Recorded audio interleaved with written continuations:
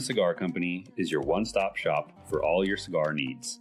Whether that's a brand new humidor, a box of those new cigars you've been waiting for, a top-of-the-line cutter or lighter, a place to enjoy the finest cigars and spirits with friends, or the only cigars grown right here in the Sunshine State, we've got you covered.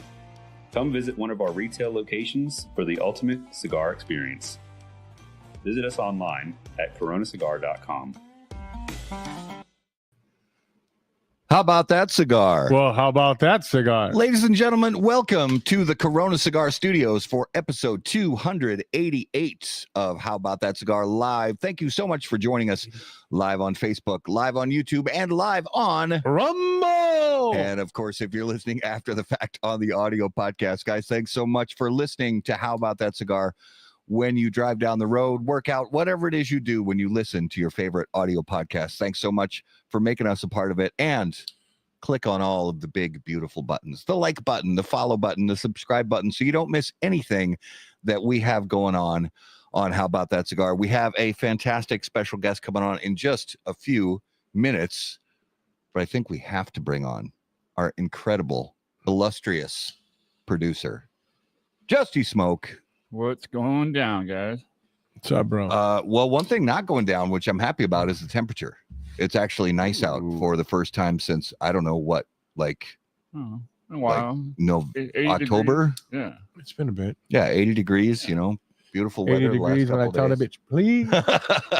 So it's been nice to not, you know, freeze our tails off. Have the windows open on the house. Garage doors open. Garage door. Yeah, the big door on the studio is open tonight, so we can, you know, annoy the neighbors, which, you know, is always fun. So, you know what I just noticed? What's that? That I toasted this son of a bitch like you used to toast. Like forever? Yeah. Like you used up half the butane in your lighter? Look, that shit's almost empty. So, how you been? It's been a week. Yeah, it's been great. Honestly, it's been a great week. Busy. Like my day job is crazy busy right now and a lot of stuff going on, and getting ready for the end of the school year. There's like, I'm pretty sure there's less than 20 days of school left, or right at 20 days of school left in the school year. So I like it. That means you get to spend more time with the wife. Absolutely. Yeah.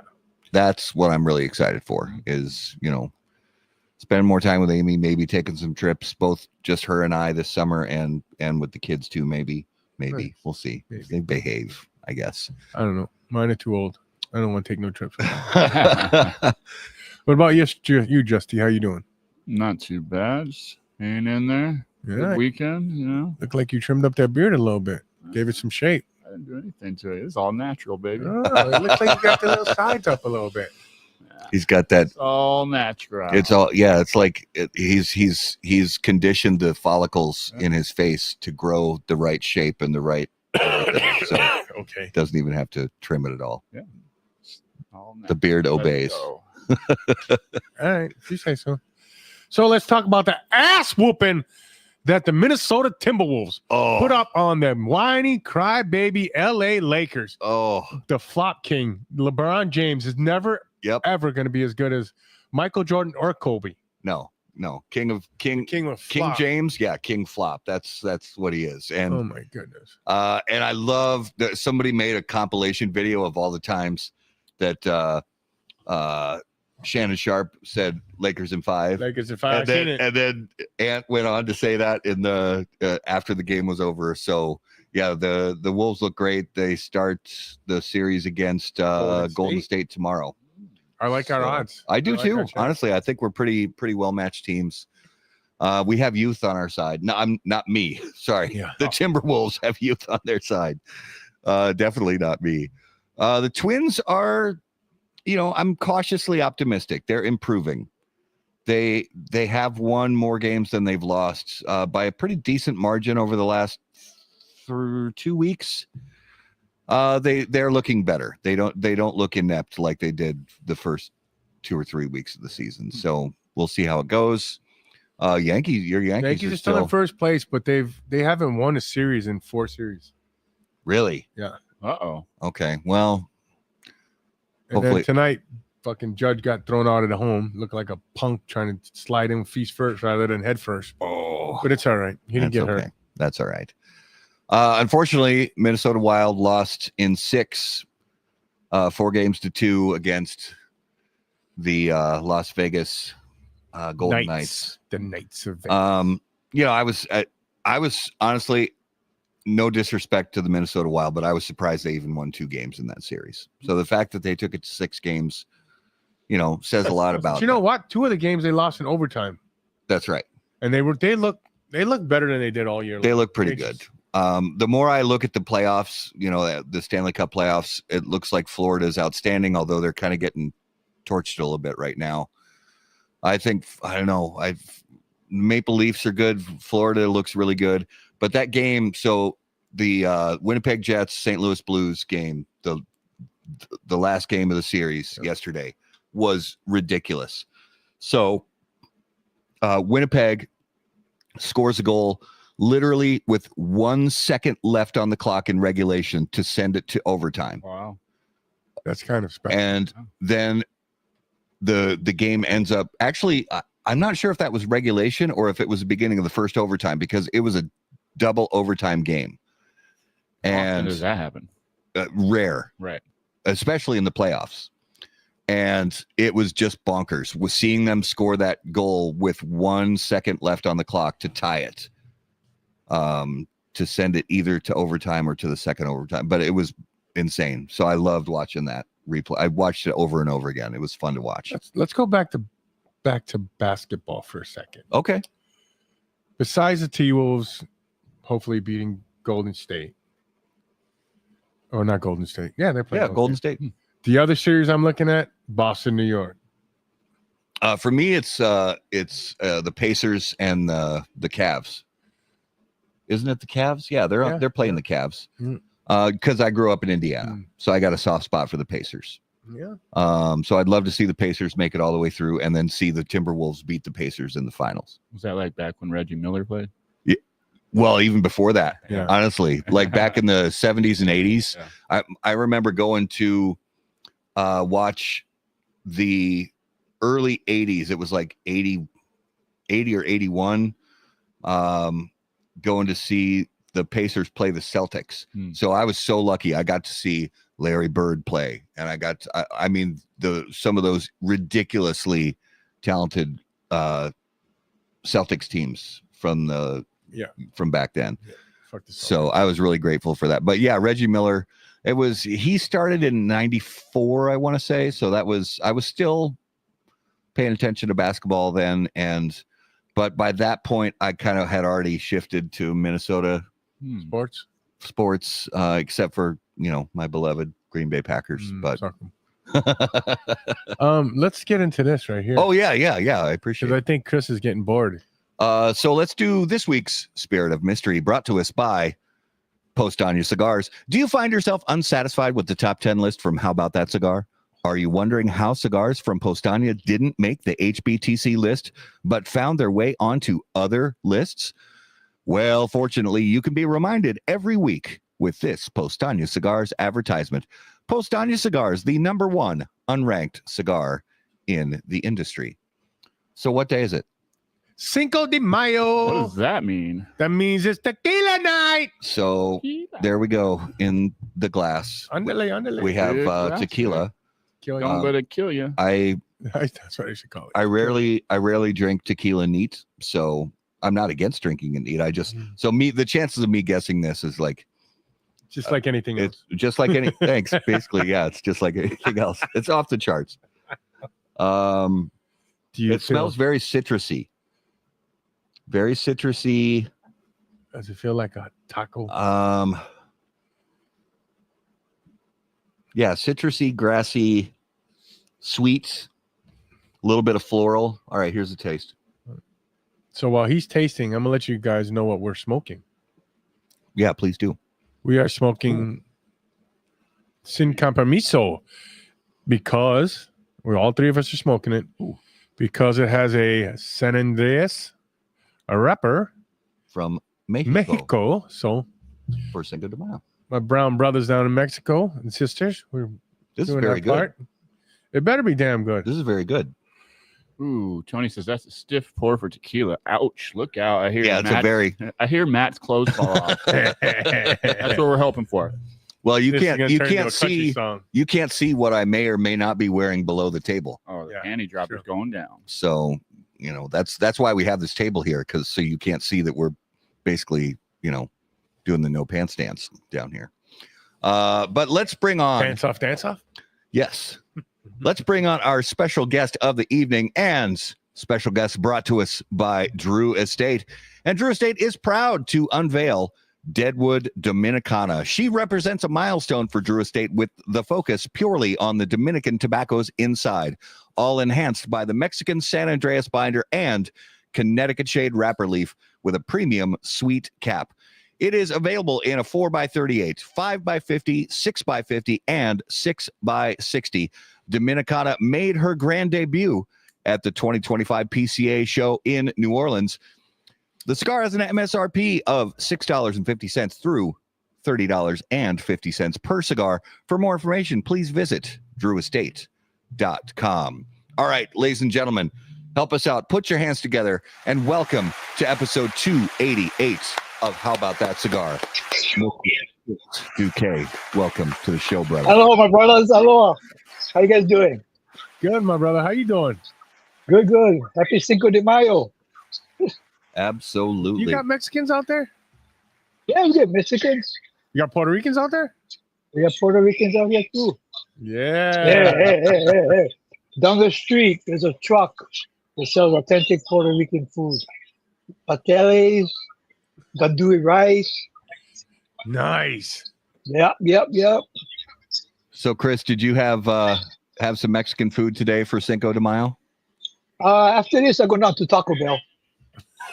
Oh, I suppose, yeah. It's because it's not even dinner time for you yet. Yeah, it's only like what 3:43 or something like that. Yeah, it's early still. Yeah. We're getting a little audio echo. Okay. If you got your cell phone on, turn it down. Turn the volume down. Volume down. Okay. Let me check. Oh yeah. Yeah, How's if you're watching on your Yeah. cell phone. There we go. Yeah, beautiful. Yeah. So, brother, we are so excited and grateful to have you on the show. And I'm gonna kind of have Raul drive the bus, for a while on this one with the question. We've got quite a few kind of written on our notes, and I know Raul's already got quite a few in his head as well. But your story is a really cool one, and there's so many cool personalities and people from different walks of life and different ways that they got involved in the cigar community, per se. And your story is really cool. So we're excited to have you on, and just can't wait to learn more about, who you are and how you contribute to the cigar community around you. So El Duque, tell us about yourself. Tell us what you did before you got into cigars. We hit a little bit earlier before we got on the air, but tell us about yourself, and then we'll talk about how you got into the cigar business. And not the business, but yeah, it's the business. I would say it's Business community. Yeah, tell us about yourself. Yeah. Well, born and raised in Hawaii, Filipino by birth, Hawaiian in spirit, and actually I always joke with people, the only one that got Hawaiian in our family is my wife. She's like 1/8 Hawaiian, but she look Caucasian. That's the German Portuguese blood, I guess. Yeah. But yeah, born and raised in Hawaii. Pretty much lived here all my life. Grew up here on the streets of Kalihi. Did all kind of jobs. I started working early. Moved out of the house early. Finally, I found a niche in law enforcement, which was kind of happened by mistake. I just recently got married.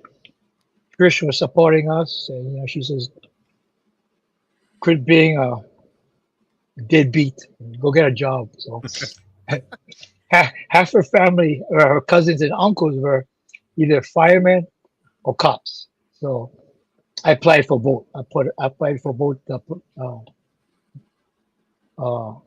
professions. I passed the written test on both, passed the physical requirements, and just by a flip of a coin, which really what happened is that they both called me up. HBD called and HFD called.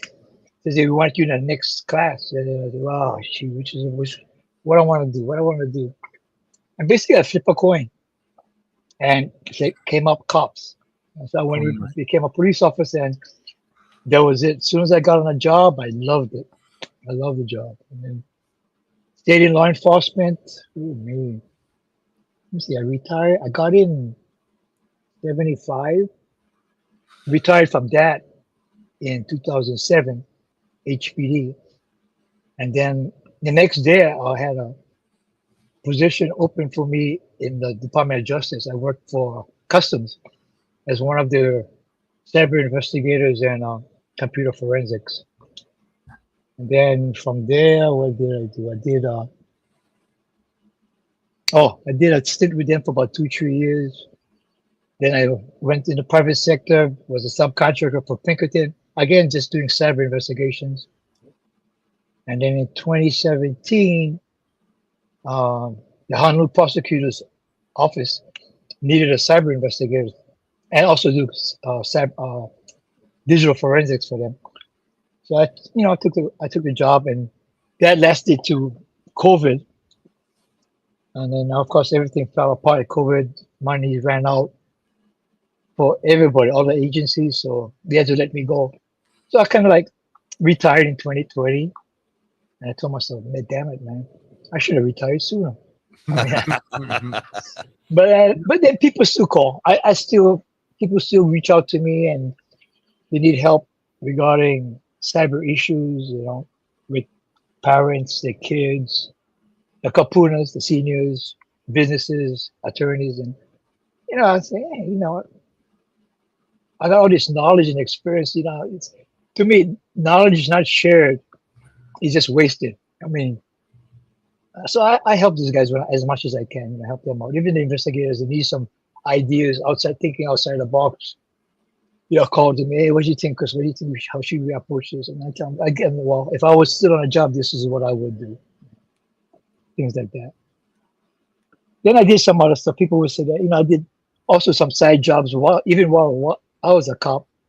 Was a personal trainer, taught aerobics, did some stints, movie and TV, small bit parts, and so I did all kind of stuff. Nice. How'd you? First of all, I thought you were a smart guy, but you became a cop over a fireman. That is not very good. It was the coin that decided. The coin, but my ass. Hey, the coin decided. I should have checked the coin. You should have checked the coin and made sure they were both double-headed coin and took fire. Might have been a washer. I think. I might have flipped the washer. I don't know.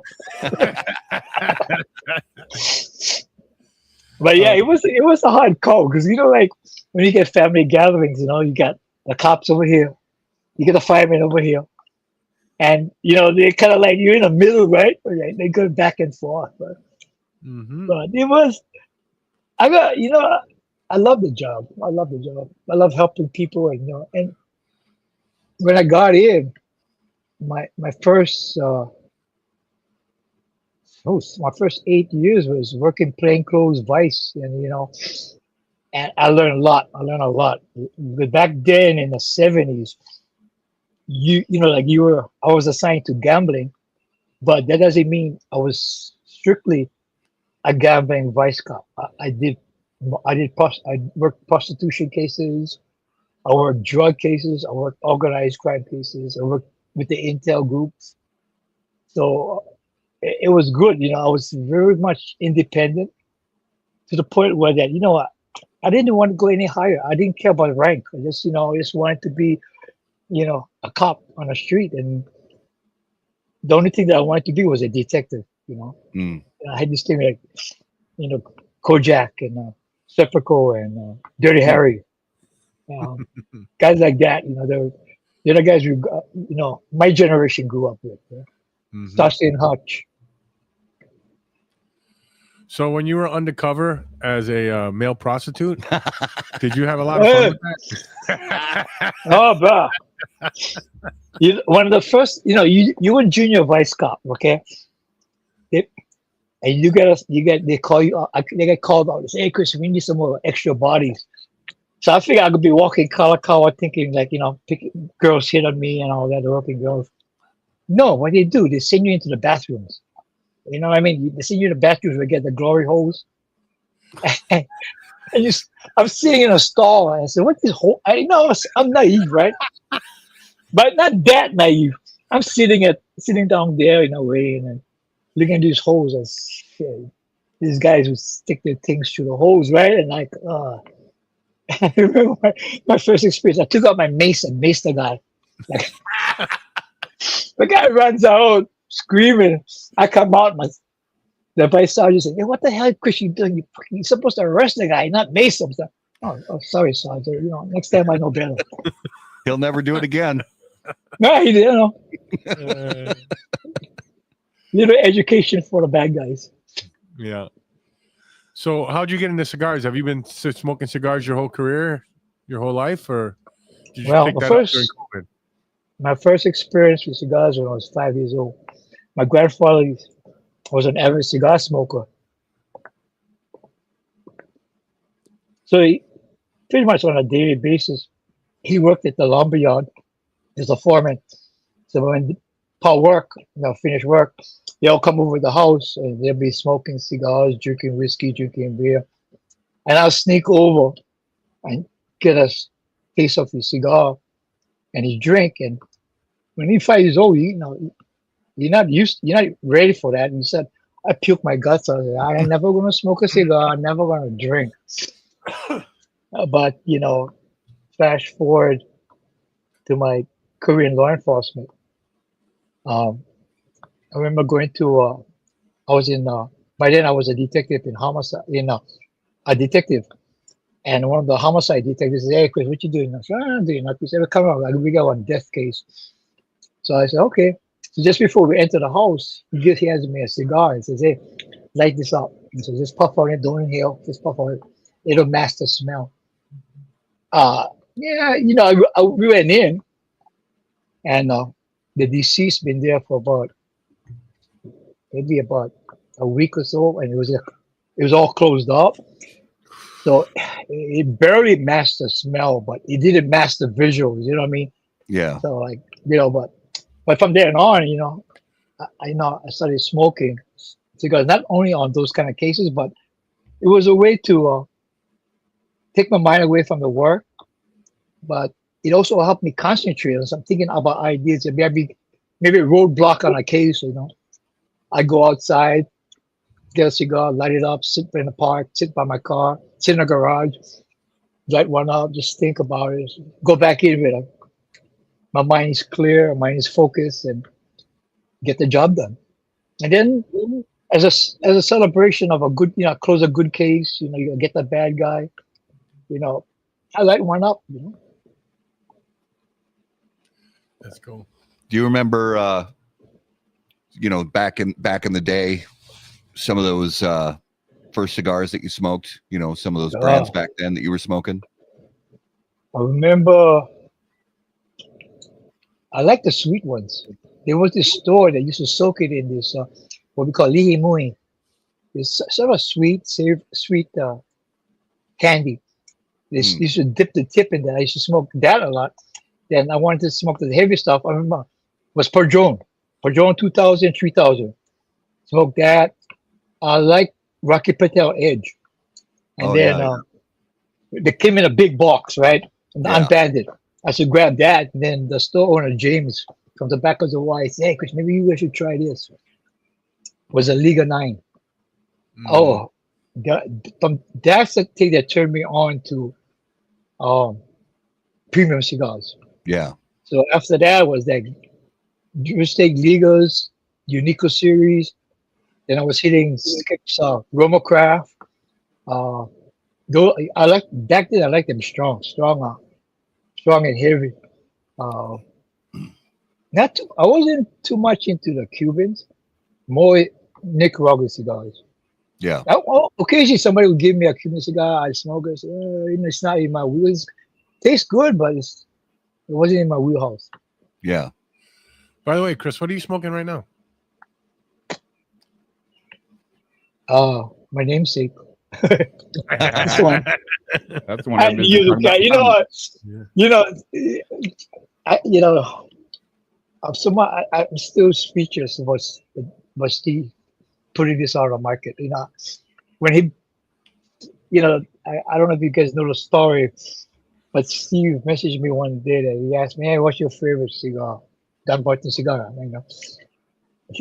So I told him, "No, whatever Don Barton I'm smoking at the moment is my favorite Don Barton." He said, "No, seriously." I said, "No, the one I smoke the most of is Silver Mesa Short Churchill, which was the first one that I really got me into Don Barton." And later on, I'll tell you a little story about that. And I have the sentimental values to the Short Churchill. I like the size, I like the smoke, the flavor, the strength. And then the second one was Todos Dias. Mas Furtis was my favorite, the Short Churchill, the double white belly, the entire line. So I told him that was my favorite blend. And I said, "What was your favorite size?" I said, "Well, I love the half Churchill, Short Churchill." He said, "Okay." So I'm thinking in my own head that he's gonna make me a bunch, like maybe a bundle, 25, and just for me. I said, "Okay." Then maybe a year down the line, he calls me up. He says, "Yeah, I got this idea about year of, I hear over this year of the dragon, year of the snake." I said, "Oh yeah, okay, cool.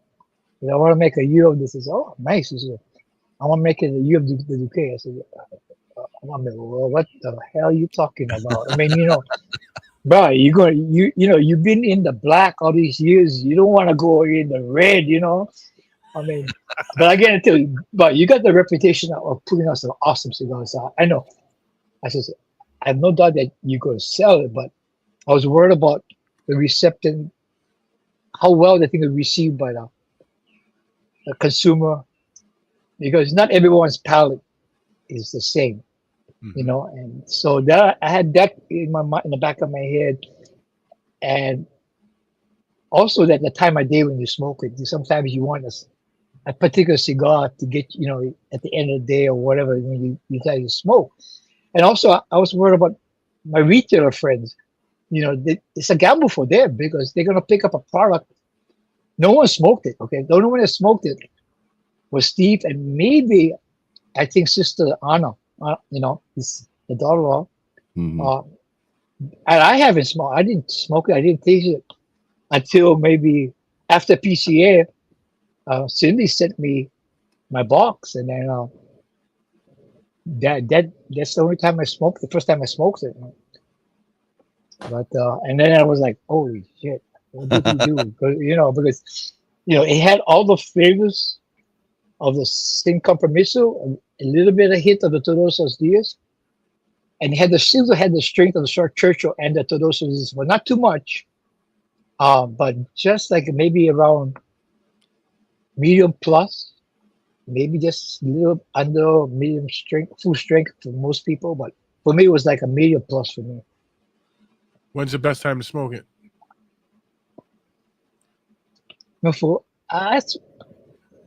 I like to smoke it in the evenings. Well, first thing in the morning, either one. But when I smoke this one, I want to make sure I got time dedicated to it. I mean, I'm not gonna like put it down and play with the grandnephews and grandnieces, or Trish calls me on an errand, or I gotta do something. I want to spend my next 45 to 60 minutes just dedicated to the cigar. And that's a bit any cigar I smoke. If I have a particular cigar I want to enjoy and get into, I want the time dedicated. I tell folks, smoking a cigar is an investment in time. And I'm at an age now that time is the most important asset you have. I tell you, you can't get it back. You can't save it. So you got to make use of every time. Whether you're smoking a cigar, spending time with your ohana, with your friends, you got to make every moment because tomorrow is never guaranteed. So I always joke with Steve. I said, First cigar I smoke in the day is a Don Barton, because I don't know if I'm going to get a chance to smoke it anytime else, or at the last thing at night. In the way, if I go into I don't wake up, hey, the last thing I had was a very good cigar. Yeah, I like that. That's a good way to put it. Yeah. Okay. So back when you started smoking cigars and you got more and more into it over time, when did you find yourself kind of becoming a member of the, both in person with fellow cigar smokers, but also online, becoming like a member of the cigar community? And how did all that look when you first started sharing cigars online and talking about sharing your cigar experiences on social media, that kind of thing? Well, got to flash back to my time in law enforcement. Back in the early 90s, I got involved in digital computer forensics, and I was doing a lot of online investigations, not only with HPD but a lot of interagency task forces. So I was doing a lot of undercover work because of my experience working undercover in Vice. It just carried over to the virtual world. So back then I was doing a lot of things on the internet, IRC, bulletin boards, chat rooms, and so forth. So I really wasn't into the cigar community at the time. I was just trolling for the bad guys, whatever cases my supervisor told me to investigate. Yeah. As years went down, I got into more of a supervisory position where I wasn't so much directly online, but advising the other investigators. So it was a time when I could go public, saying that you're, as myself, as Chris Duque, not as a cyber cop, but as a individual smoker.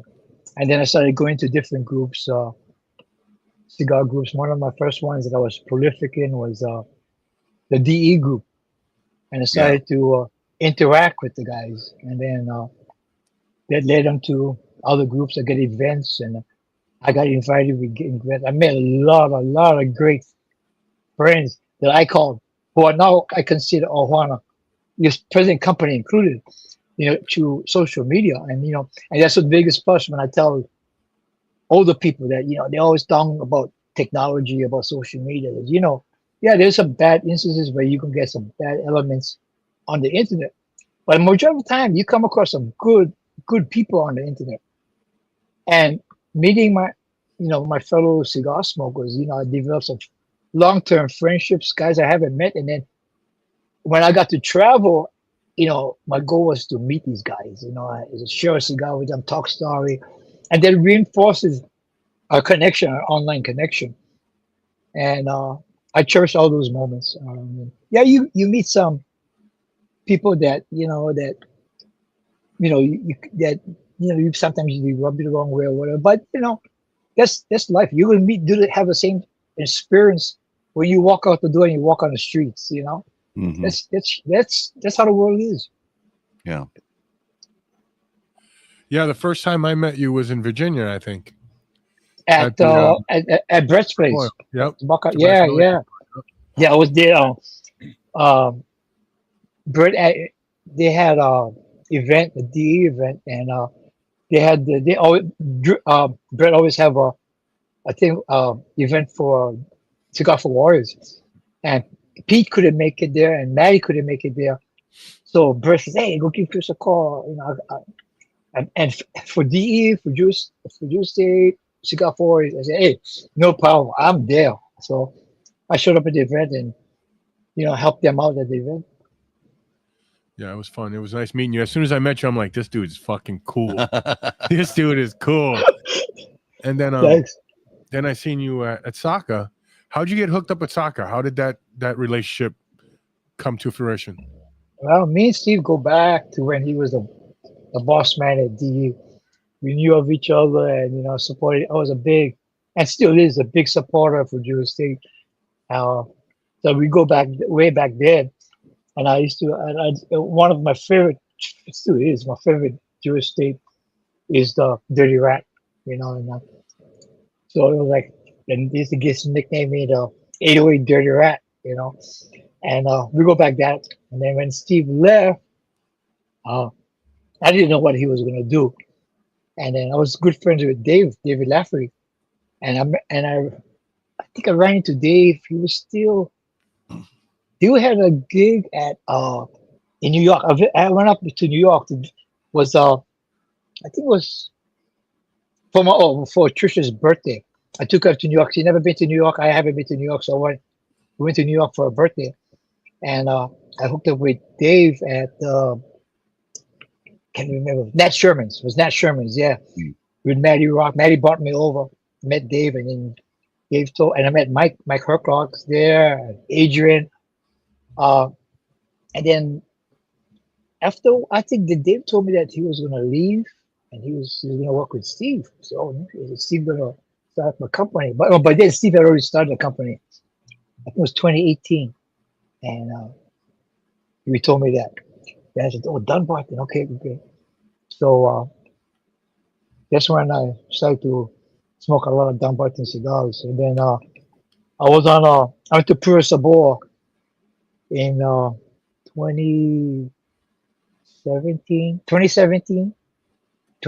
or 2018. I think I went to both of them, and Steve was there. We was on the same plane. Flying in from Houston, I believe, Houston or Miami, and it was like if that plane crashed, God forbid, man, it would take a hit because on that plane, Steve was in the front. I think Yanni and Pete and Senor Pepin was back there. A whole bunch of guys was on that flight. But anyway, we all met up at Pura Sabor, and I hung out. Again too. I was a strong, studies, like I said, Jewish state fanboy, and I was on Cigar Safari, and I was hanging out with the guys, and then Steve shows up, and I can't remember that. Steve shows up after hours, and he's carrying a box under his arm. Sober Mesa Short Churchill. Okay. He's walking around giving us all short Churchills. And this is he gave us he mentioned that he had amped up the Sober Mesa because when he first came out with the Sober Mesa, it kind of shocked the cigar community because him having a reputation with the legal, everybody is thinking about a powerhouse broadleaf as his first line, right? But instead, it was a complete change. I mean, it was like everybody was kind of blown away. But a lot of people was asking, "Hey, Steve, we want something a little bit stronger." So he amped up the Sober Mesa a bit with the Short Churchill and the Encinitas, and I think one more other. And that really hit the spot with me. And after that, I was like, "Okay, I'm sold. I'm sold." Yeah, that was the first time you and I met. Was Puro Sabor 2018. I think that was my second one. Yeah. Did we go to the coffee farm? The first year we went to Florida Cana, and then the second one was at a thing up at coffee farm in the mountain. No, Must have been that one. Because all I went to was cigar factories. I didn't go to any. So I don't know if they did that in 2017 or what, but 2018. Well, at least for me, because I was on a media ticket, so I could kind of pick and choose, and I was doing coverage for another media outlet, so I got, I was supposed to be there to be covering cigar factories, so I only went to cigar factories. Yeah. Yeah, that was good. The first time I went, I followed the program. I went along with the bus, but then I was like, okay, I want to visit all my other friends because some of the factories weren't on the tour itinerary, right? So okay. So the second year, Rich Lai and myself is okay. We go officially. We're on Puro Sabor, but then we got asked to go to visit. So we went to the other shops that weren't on the itinerary and spent time with them. What was your first impression, Chris? Right away, it was like this is, and not to, diminish the personality that Chris is and the personality that Chris has, but there, Puro Sabor, there's a lot of great people on that trip. But there was one night that we were at it wasn't the last dinner, but it was one of the dinners. Maybe the factory night. Was that the factory? It was one of the factory dinners, and I was at a table with you and probably 7 or 8 other people, and I mean it was a great group that was at this particular table, but Chris was just such a kind and lighthearted and fun individual that it was just all laughs and talking about our families and we didn't talk a lot about cigars at that dinner. We talked a lot about our families and our friends and what we do besides cigars with our life and that kind of thing. So it was great. There's one thing about when you huff with your friends, is the cigars brought us together, but the topics vary and they change from different. We talk about family, we talk about our work, and of course sometimes we talk about things that's we agree to disagree, but we're still friends. We're still friends. We're at the table, and cigars bring people together. Yep. They do break a lot of barriers down. Amen to that. Yeah, you get a lot of surprises. People, you smoke cigars? I never know you smoke cigars. Oh yeah, it's a big bridge builder. Yeah. So one of the things, if it's okay if I go ahead, you can ask me a question. So there's a few people out there, and Chris, I count you among this group where you don't own a cigar brand and you don't work in cigar media and but at the same time I consider you to be a cigar ambassador, and there are a few people like you out there that they post a lot of positive stuff surrounding their enjoyment of cigars on social media, and they talk to a lot of other people about their cigar journey, and they're learning about cigars on social media, and it's all about positivity and a good message and being an ambassador of premium cigars. At what point did you at what point did somebody either A, tell you that you were a cigar ambassador, or B, you just kind of realized, hey, there's people out there that are kind of paying attention to what I say about cigars and kind of gaining something from my positivity and that kind of thing? When did you first come to realize that? Matt, I don't even think about that. I mean, okay. I don't even think about being an ambassador. I like to, I smoke a cigar. I like the cigar. I like the brand. Like the people behind the cigar, and to them I consider them friends. I consider them ohana, and I'll do my utmost to help them. I talk about the cigar, I talk about the companies as much as I know about them, and just sharing the knowledge about it. And with no intention of being an ambassador for a particular brand, because I love. There's no really any bad brands, quotation bad brands. It's just everybody's palate is different, and there's some brands that you have that I like, that I lean towards a certain portfolio, a particular cigar. Other than that, but that doesn't mean it's a bad brand or otherwise. But mainly I do it to support my friends. Basically, that's it. And if folks reach out, especially new folks, and say, "Hey, Chris, I don't, what do you think about this cigar? What do you think about that cigar?" I said, "Well, I tell them, well, you try this, and if they don't show you try this, it might be 2 different brands. It might be the same brand, but I give them options to choose, and it's up to them to decide which one they want to." And I always tell them with the caveat, that's my palate. You may not like it, it's fine. Move on, and always give it a second, third chance, because you might pick up one that you may not like, but maybe it's a time of day. Maybe from a particular vendor or particular batch or whatever. Try it a different time of a day when you're in a different mood. Come back to it maybe a month, a year later. A lot of times I go back, I guess stuff, man, I guess some stuff going back to maybe I got talking to you before the went live. I'd find boxes that I didn't open back, mailed to me in 2015. And I thought, what the hell is this? And I pop it open and I said, wow. Light one up. I said, oh, this thing is still smoking good. Or I find something I forgot about in my humidor, and I said, let me give this a try, guys, as well. It didn't taste like this when I first started. I said, wow, this is good. You know what I mean? So, if I see something good, I share the information. If something's bad, I'm not one for post bad shit on social media. I mean, there's so much bad stuff out there.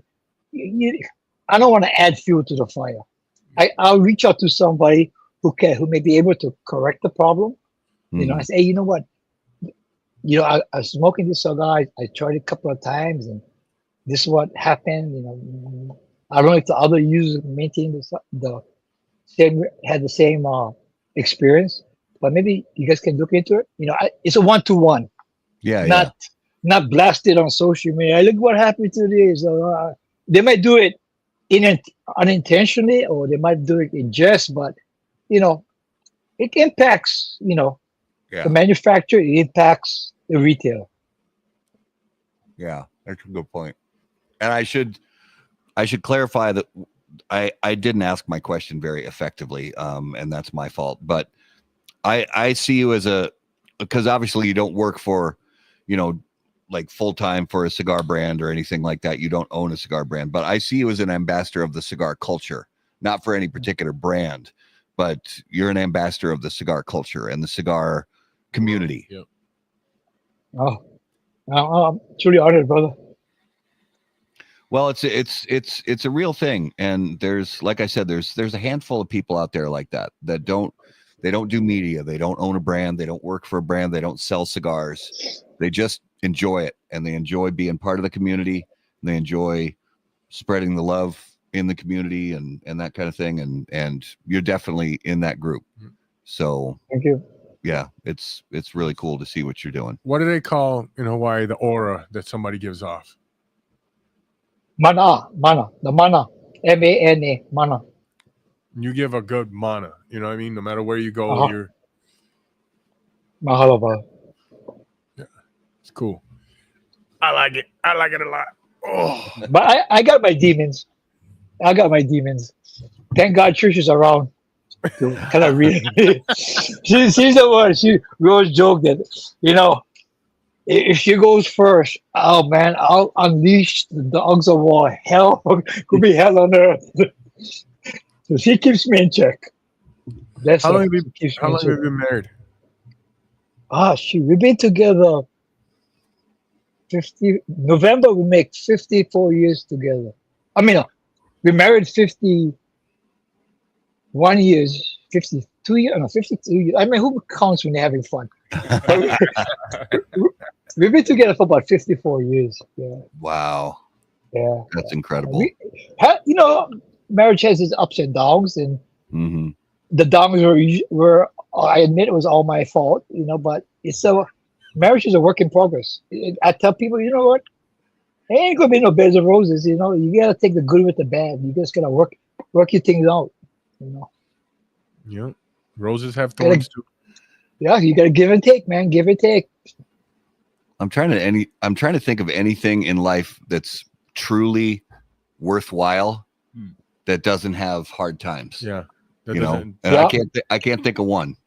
No, you gotta see the darkness before you see the light. Yeah. So besides your own cigar, what? It's not my cigar. It's Steve's cigar now. It's Steve's cigar. It's in my honor, but it's Steve's cigar. So you get any complaints, see the Master Ligador.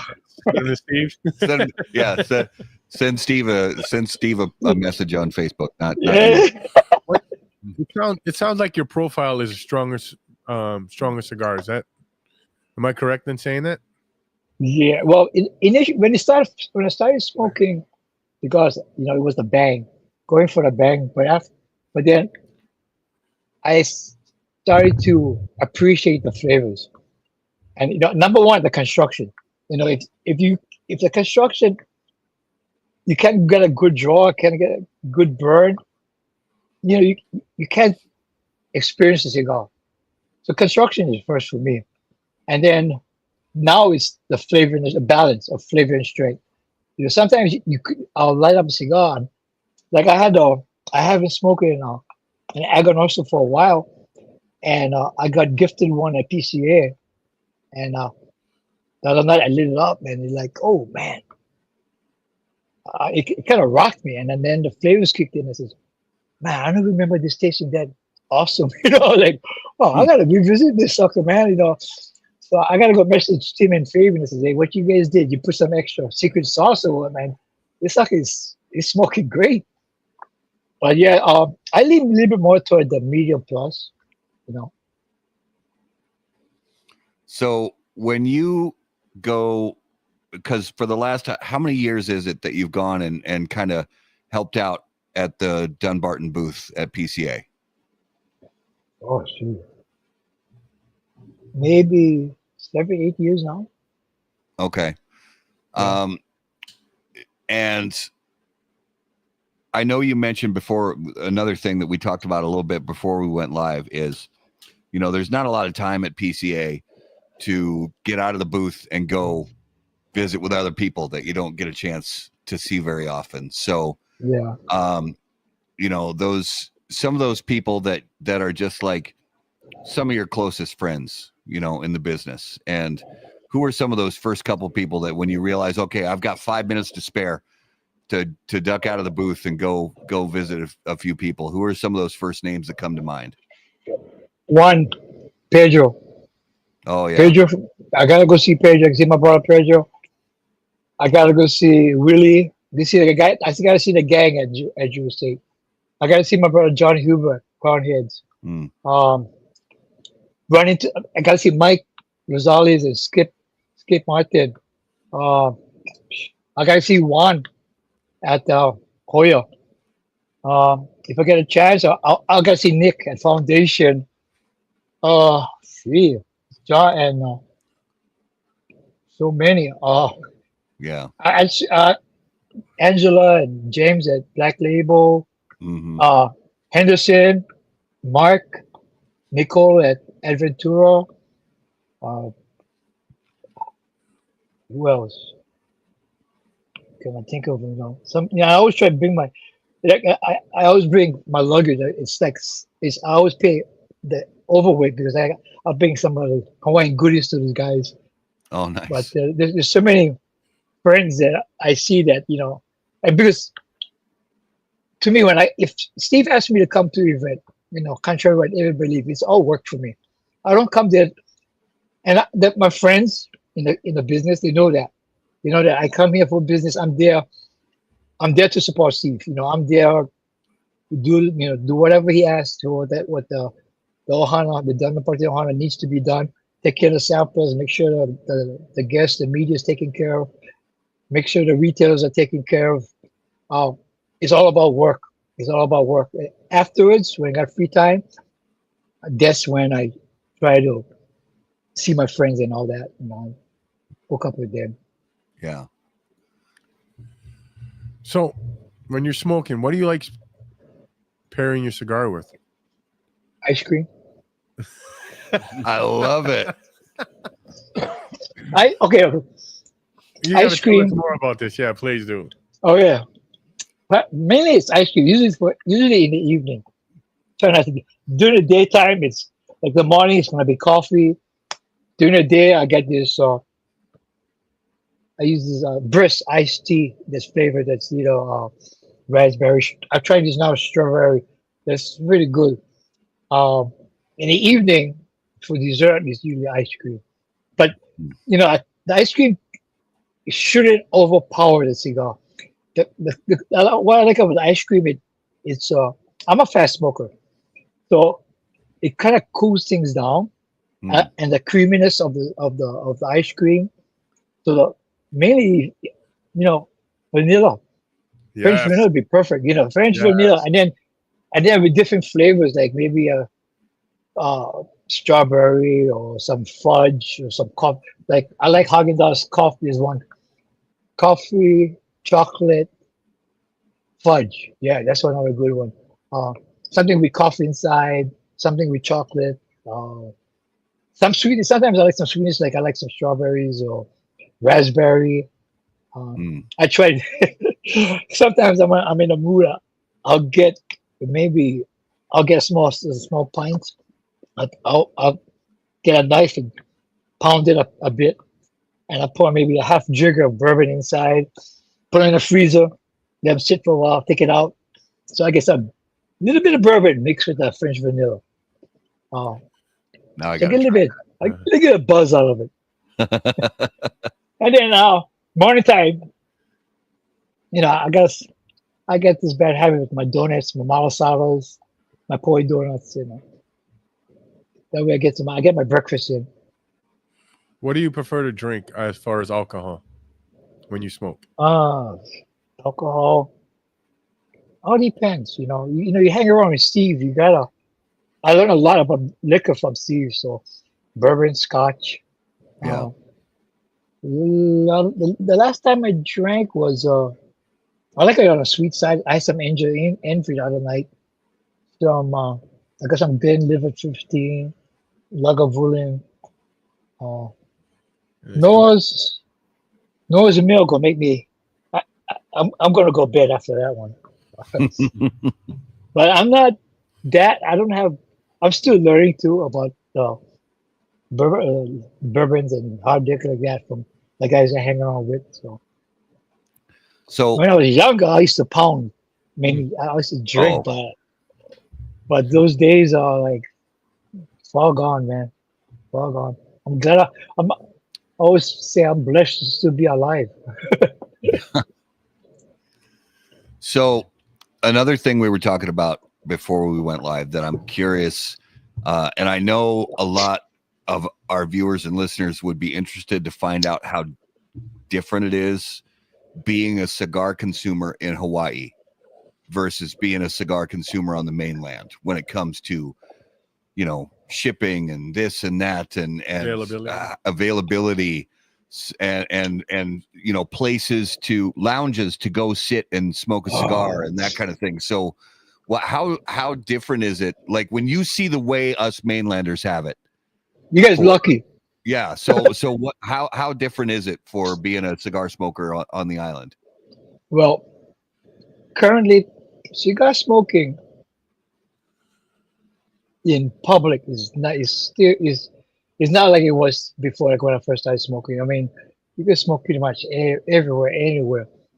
Nowadays, with all these restrictions, it's very difficult to find a place. But we have some cigar lounges. One that I always recommend people to come when they visit.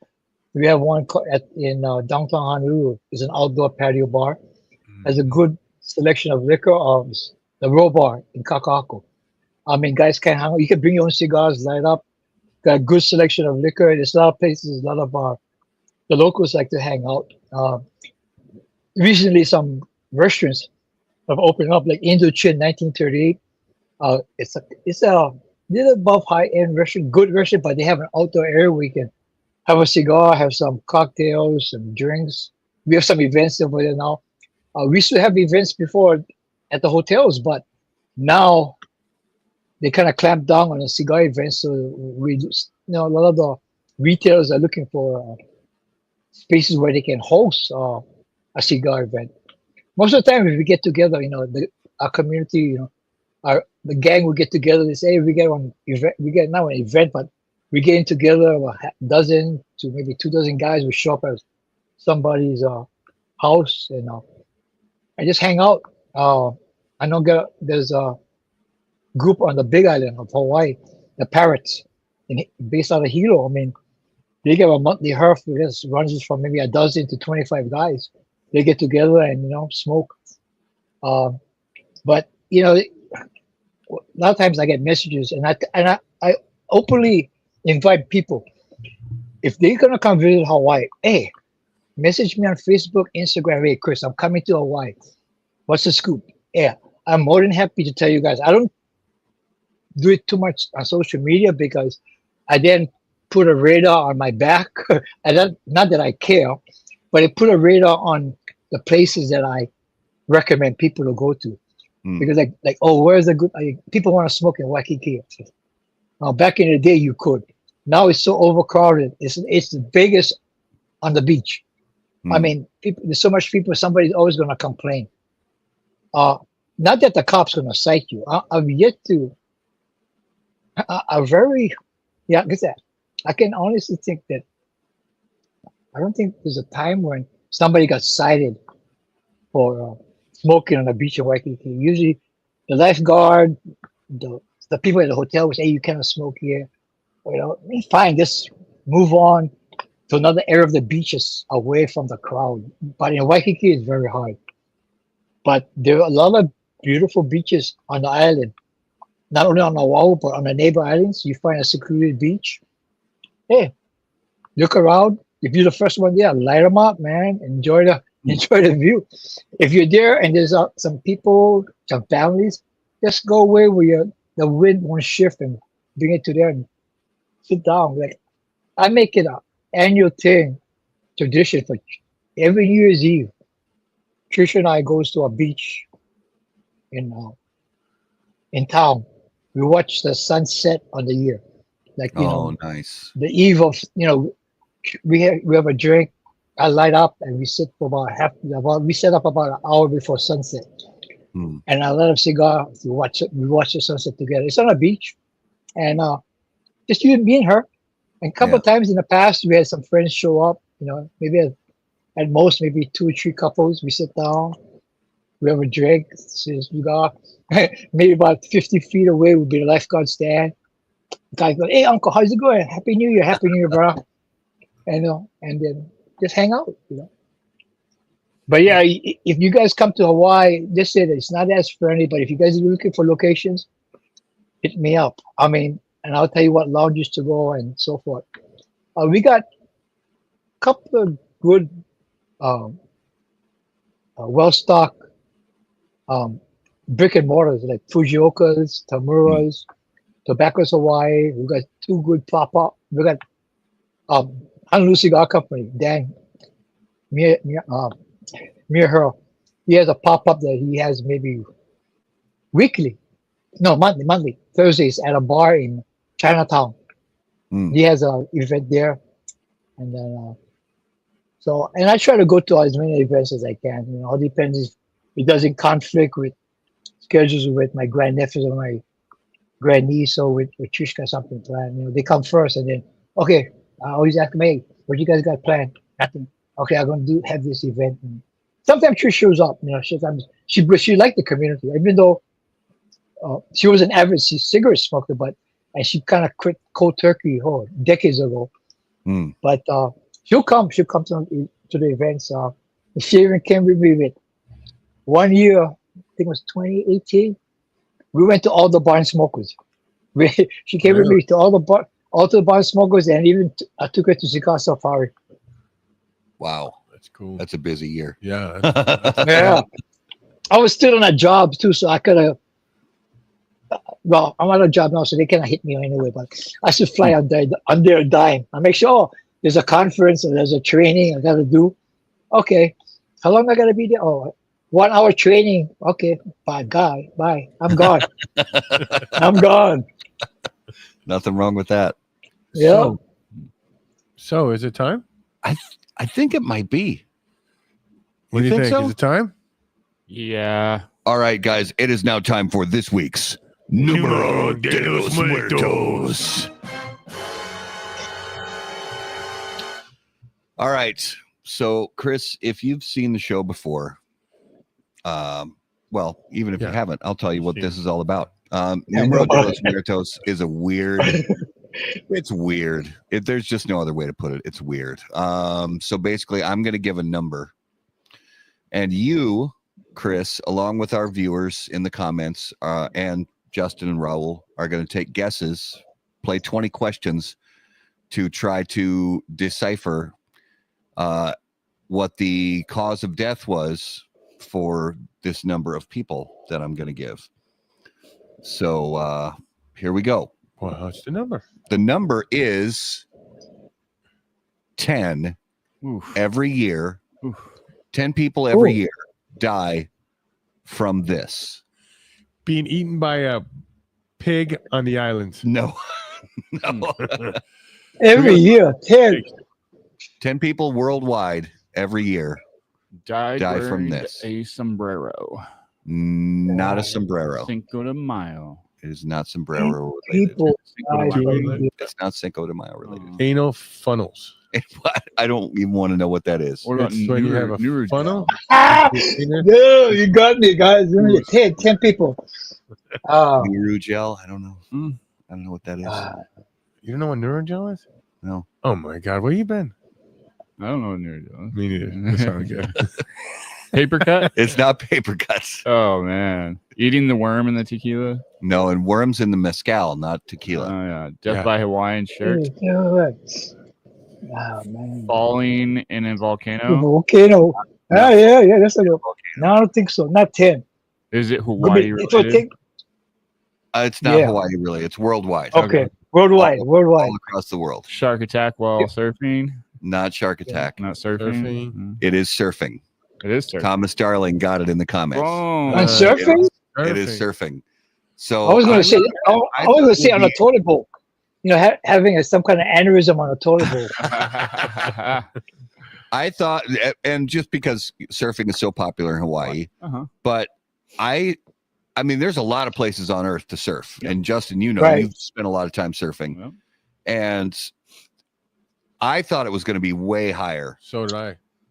And it's But was it- actually, it's, No, it's is it, 10, is it? Go ahead. 10 people per year worldwide on average Yeah. die every year from surfing. And it's like the numbers on how many people surf Mhm.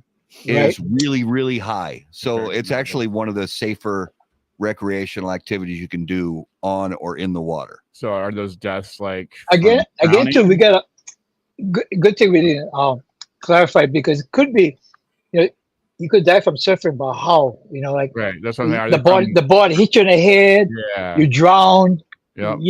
shark Shark, attack. yeah. Yeah, because we've been getting a lot of shark attacks. Thank God. Jellyfish stings It in the hasn't ground. been anything fatal.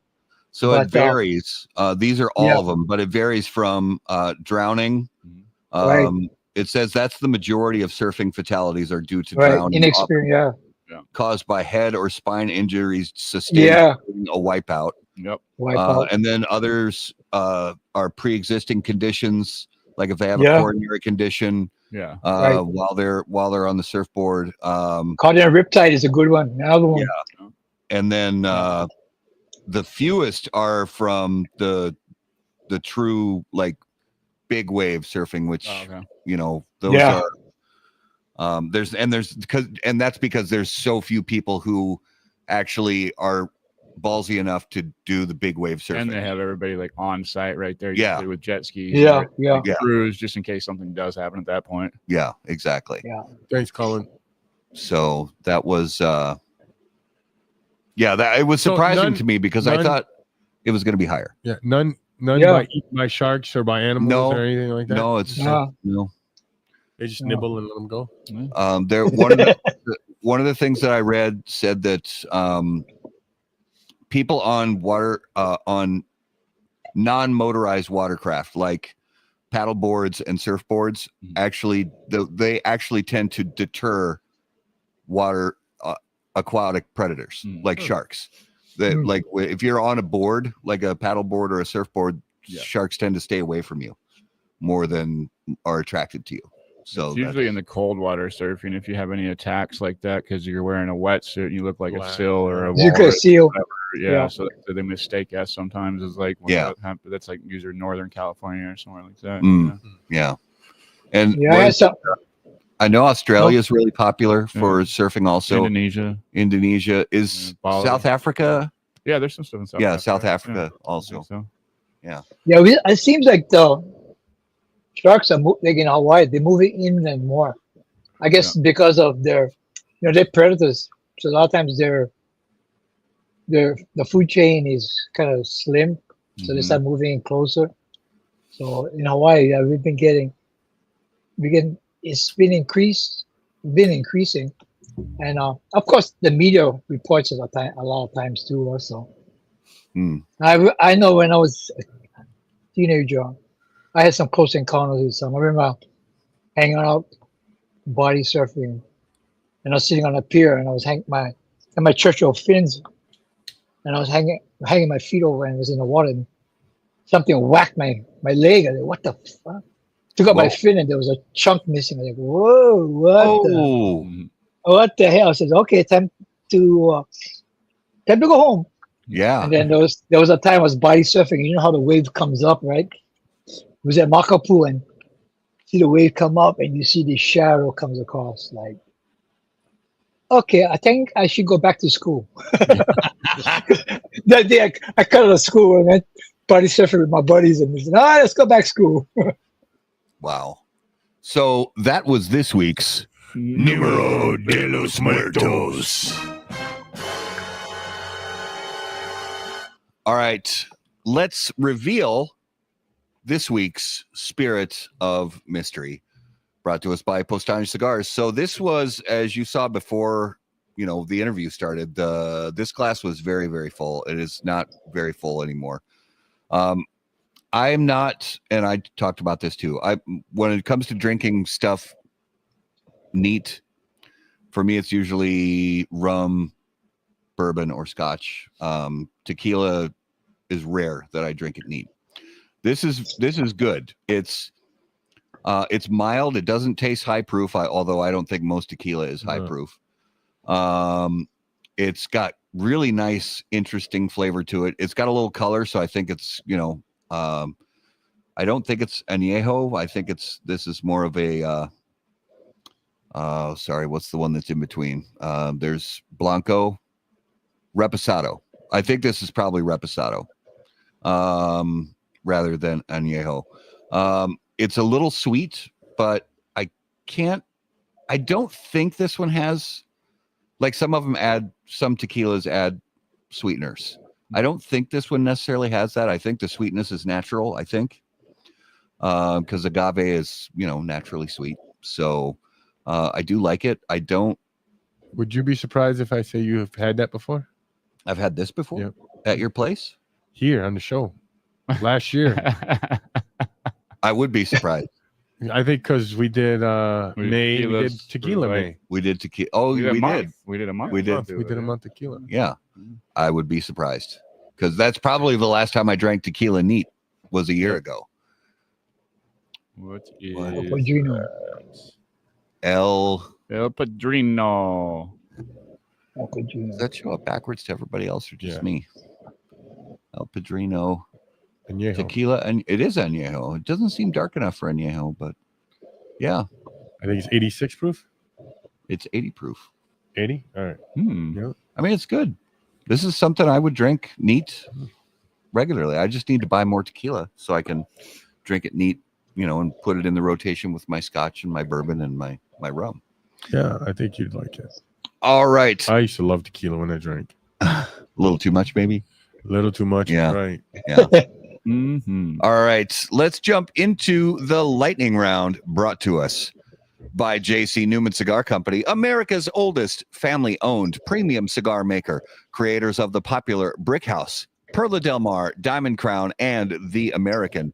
J.C. Newman Cigar Company operates out of their 114-year-old El Reloj cigar factory in historic Cigar City, Tampa, Florida. For more information on their cigars or visitor experience, please visit jcnewman.com. All right. So, Chris, we got some quick, fun, non-cigar related questions for you. First off, if you were about to get into a fight, what would your soundtrack music be? A soundtrack.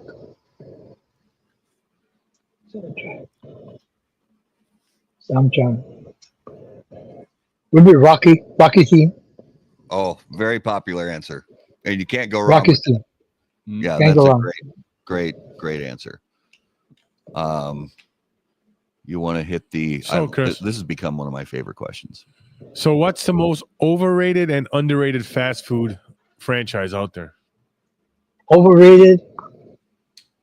Overrated is fast food. Fast food overrated is my experience with fast food would be overrated. Dunkin' Donuts. Oh, okay. Yeah. Dunkin' Donuts overrated. Yeah, I agree with that. I mean, the donuts are okay. They're just okay. But like if you ever get one of those, sometimes they have those breakfast sandwiches or whatever. They're terrible. They're terrible. I think they're just warmed up. I think they're frozen and they just warm them up in a microwave. Yeah, they're terrible. Yeah. All right, Justin. This is exciting because wait. What was the underrated? Oh yeah. Underrated. Yeah, thank you. Underrated Yeah. would be. What's the underrated? Is Jack in a Box. Okay. Jack in a Box. Okay. I gotta get to a Jack in the Box one of these days. I Jack still in the never Box. had it. Now they got this thing locally called a Loco Moco Burger. Ooh. They put an egg. They put an egg, and onion ring and little gravy. But I leave the gravy out. I just want the egg and the meat Nice. and the cheese. Oh, Yeah. That sounds so good. And it's a smash burger also. Oh. you're killing me. Yeah. Oh, I love it. Thomas, I agree with you. Spam is underrated. Oh yeah. Definitely Spam underrated. is fantastic. The true Hawaiian pizza. When I go to I there's a pizzeria over here. You order cheese, spam, pineapple. It's a pure Hawaiian pizza, in my opinion. I might have to try that. I might have to. I don't like pineapple on pizza, but I would try it if it had With spam. And if you get Ham. and if you get a local Hawaiian chili pepper water, There you sprinkle go. it on top. They'll give you a kick. Oh. Nice. And is it true that in Hawaii spam is like everywhere? Yeah. Yeah. In fact, I talking about spam. I just picked up some spam. So there's a bacon flavored spam and spicy. I take two slices of each, put them in a sandwich, grilled cheese sandwich, slap them in between. Mhm. So you get this, you get the bacon and you get the spice and you get the cheese, grilled cheese, put in sourdough bread, broke them out. That's the only because like when I go traveling, I like to go to local places. I don't like to go to chains that I can get anywhere else. But I would go to McDonald's on one of the islands just because as far as I've heard, most of them you can get spam on the breakfast sandwiches. And I would do that just so I could get a McDonald's breakfast sandwich with spam on it. That's the only reason I go to McDonald's in another state is because they've got it there. Mm-hmm. So you gotta get that one with rice, the eggs, the spam, Portuguese sausage, and some link sausage. Then you get a local breakfast. I don't want to say the only reason I want to go to Hawaii is to eat spam at McDonald's, but it's high up on the list. I'll say that. All right, Chris, you ready? Yeah, sure. The zombies are coming. You get to pick 3 people from the cigar industry to be part of your zombie apocalypse survival squad. Who do you pick and why? 1. Steve. I'll pick Steve. Because I can hide behind him and throw me in front of the zombies. We get that a lot. Okay. Number 2. I sent my brother, Ronnie Henshaw, from Security Cigar Bar. Oh boy. The bastard is a little freaking Chihuahua pit bull. Set him loose, bro. And because he's short stature, he'll take him out of the knees. But you take him out. Or he'll talk. Or he'll talk him to death. And then the third one from cigar industry. Who would I take? Yeah, let me see who I take. I take my brother Pedro.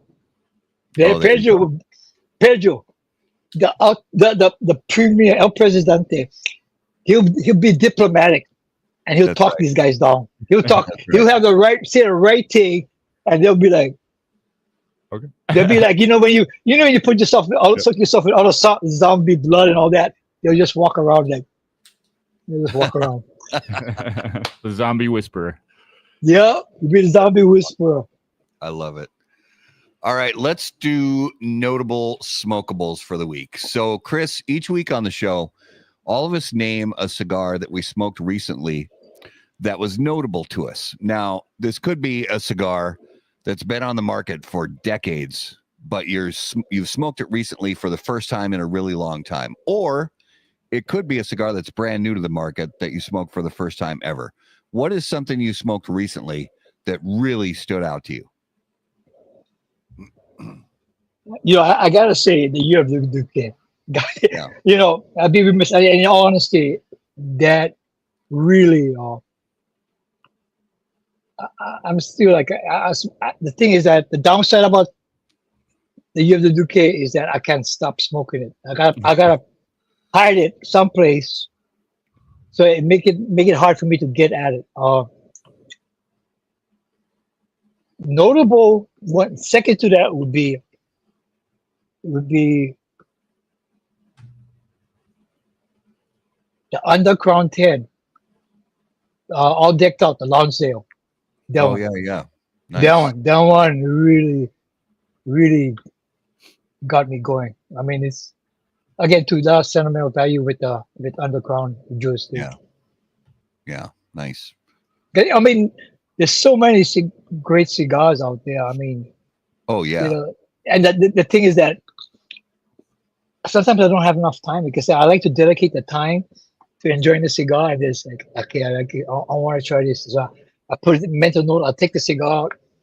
I put it in a dry box. Okay, I'm gonna smoke this one tomorrow for sure. I'm gonna make time for this particular cigar. And because there's a lot of good cigars out. A lot of good cigars. Mm-hmm. I mean, the only time I get a bad cigar is like mainly because of me. I'm in this funky attitude, and and I try to, hopefully this will calm me down, and they usually do, but I just don't want to make it a habit of just when I'm bad. You want to enjoy and savor the moment. You want to be something enjoyable, not to because I was bad mood, I had a bad day at work or whatever. But yeah. Nice. Justy, what's your notable this week? Going with the Hooten Young Gothic Serpent. Nice. Solid cigar, man. Yeah. Nice. Solid cigar. What about you, Raleigh? Well, our friend Greg Free sent me a little care package for my birthday. And in that care package was his new cigar. Greg motherfucking Free is the name of the cigar. Is it really? Nice. Yeah. Nice. And it was different. It was unique. It's something that's not in his profile, and it's all undisclosed, so we don't know what it is. But it's pretty solid. It was good. I liked it. Nice. So last week, Randy from Simply Stogies was in town again, and he sent me a text, and we got together and went to a couple cigar shops and ended up at Tobacco Grove, and they had that new Plasencia Alma del Cielo, and it's the blue in the Alma line, and wow, I mean and both Randy and I got the same cigar, and we're smoking the same cigar at the shop, and both of us looking at each other like, are we crazy, or is this phenomenal? It's like, where did that one come from? It's so good. Can I have to go get a couple? So we had the Toro size. They also had the Hex, but we got the Toro size for a smaller ring gauge, and bonkers. So if you're in this local area, there are a few shops that have it. Crazy good. And if you're somewhere else, find a place that's got Plasencia cigars. Both of us were blown away. So yeah, if you find that one on the shelf, definitely give that one a look. Needless to say that we didn't get a text. Did you get a text? Oh, I don't think it is. Yeah. It was So let's move on. yeah. Let's move on. That wasn't awkward at all. We It can was meant to be awkward. all right. All right, coming attractions. Some cool stuff we have coming up on the next few weeks, next few months of How About That Cigar Live. Next Monday night, May 12th, Stephen Finley, the Chief. Oh, So, my nephew. very grateful to have him on the show. The week after that, May 19th, is still TBA, working on a couple possibilities. And then we're not going to have a show on the following Monday, which is Memorial Day, which I believe is May 26th. Wow, it's already Memorial Day. I know. It Like, will what? be, yeah. Oh, And then basically almost all of June Hmm. is scheduled, and even a couple weeks into July are scheduled. So we got Nice. a bunch of really great people coming on the show. Some returning guests, some first timers, but yeah, as always, a lot of fun, cool stuff coming up on the next few weeks on How About That Cigar Live. Chris, brother, first of all, thank you so much for being on the show. Excuse me, before we end this. Yeah. May 19th, we got Brandon, excuse me, from Apostate. Well, I got a couple other irons in the fire on that. Oh, so well, you set May me up. I do my job. May here. May 19th is TBA. Maybe Brandon from Apostate. I've got a couple other irons in the fire, possibly burning for May 19th, but we'll see how May 19th goes. Somebody will be on the show on May 19th. I love when this stuff happens. I in love real when we time. have more It's- guests than we have days for. Absolutely. Again, Chris, brother, thank you so much for being on the show. It was such an honor talking to you and learning your story. Yeah. And we are so grateful, brother. Thank you. thank you I'm truly humbled. I gotta give a plug to my brother. You Yeah. guys seen this coin, right? Can't see it. Oh, nice. That's the one from Brother Abe, the Babnock from Smoking. He did That's a awesome. pre-order. So he made a coin and then back year That- during the fire. That's cool. That's When he first showed me this coin, my wife Trish looked at it. Hey, it looks better than your photograph. But I gotta put a shout out to my brother Abe for creating a commemorative coin for the years of care. I mean, Love it. mahalo nui loa, my brother. So And mahalo Chris, nui out to you guys. if our viewers and listeners want to follow your cigar journey on social media, what's the best place and best way for them to find you? I'm at on Facebook. It's Chris Duque. You can see my ugly mug on the profile picture. And then on the same mug is on Instagram. It's at Duke_Kolohi at Instagram. Nice. Yeah, Well, and you know that Yeah, go ahead, brother. if the viewers want to reach out to me and they want to get the 411 about Hawaii, they want to come, they're going to visit, feel free to hit me up, man. And if I got time, I'll hook up with you guys and share a cigar with you guys. Awesome. Absolutely. Thanks, Love brother. it. And if you ever get to Minnesota, same offers here, man. Just let us know. Thank you, bro. Thank you. Come in the summertime. You don't want to come in the wintertime. It's a little too cold. for you. I've been to Minnesota when it's cold. It only takes You once. you end up I'll end up being a Hawaiian popsicle. Well, thanks again, brother. brother. Thank you. All right, viewers and listeners, thank you guys so much for being the absolute best part of How About That Cigar Live. So grateful for you guys sticking with us on episode 288 for such a fantastic guest interview.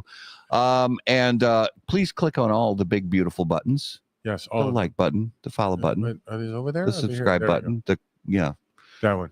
You had something. I'm just noticing 288. 288. Yeah. So in 12 episodes, we'll hit 300. 300 is coming up. That's huge. It's coming up. I know. We're still trying to figure out. We're gonna party that We're night. still trying to We're gonna figure out party what we're that gonna night. do for episode 300, but it's coming quicker than we think. So I'm excited for it, even though I have no idea what we're going to do on the show yet, but We're going to have a blast. It's going to be a fun time. So, and we'll definitely get the word out, making sure as many people can join us as possible to watch that show. So thank you again for watching episode 288. Of course, if you are watching right now live, thank you so much for being with us, whether you are watching live on Facebook, live on YouTube, or live on Rumble. And of course, if you are listening after the fact on the audio podcast, thank you so much for making us a part of your regular audio podcast rotation. Don't forget to click on all the big, beautiful buttons, like, share, subscribe, follow, all of those buttons. It makes a big difference, and make sure you don't miss anything we have going on with How About That Cigar Live. Be sure to follow us on all your favorite social media platforms. You will find us at HBT Cigar. If you have questions for us, you can email us on the website, howaboutthatcigar.com. And of course, until we see you guys next time, burn cigars, not bridges. Thanks, guys. Thank you.